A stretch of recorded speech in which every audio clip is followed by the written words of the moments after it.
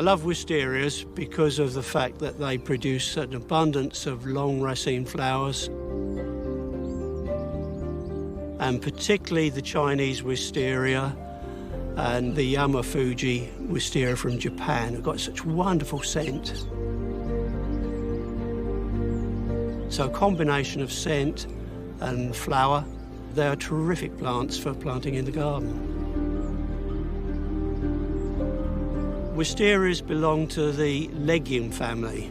Legume family includes things like sweet peas, various other things like that. And they have a typical pea flower. Wisteria flowers are produced on a raceme.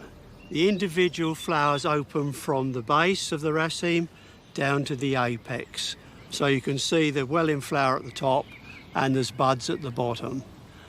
The flower buds at the bottom are facing in a different direction, so they rotate over 180 degrees so that the back of the individual flower, which is called the flag, is facing outwards with a small yellow nectar guide there for the bees. And when a bee alights on the flower, it pushes apart the two side petals, which are called wings, and down on the basal petal, which is called the keel, to reveal the stigma and the stamens. So it will deposit pollen on the stigma, it will collect pollen, and then take to another flower.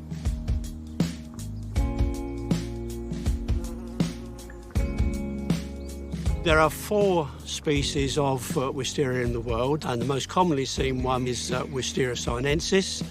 This was introduced from China. Wisteria sinensis flowers early in the season. It's about the first of the wisterias that we grow that comes into flower, especially when grown on a south-facing wall. It can also be grown as a standard and to a degree on a pergola. One of the most iconic ways of growing wisteria is on a pergola or an archway. And this was first seen when Westerners got out to Japan and the way they were cultivating there. It's very important, particularly with the long raceme sorts, that the pergola is sufficiently high, at least 10 feet to 12 feet. Another reason for my love of wisterias is a love of nature as well. And when these are in flower, the perfume that's given off by them attracts bees, not just honeybees, but bumblebees. This is something that gardeners can do to help the bee population.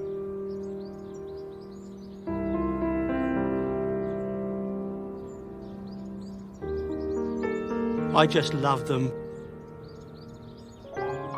Wisteria, the king of climbers.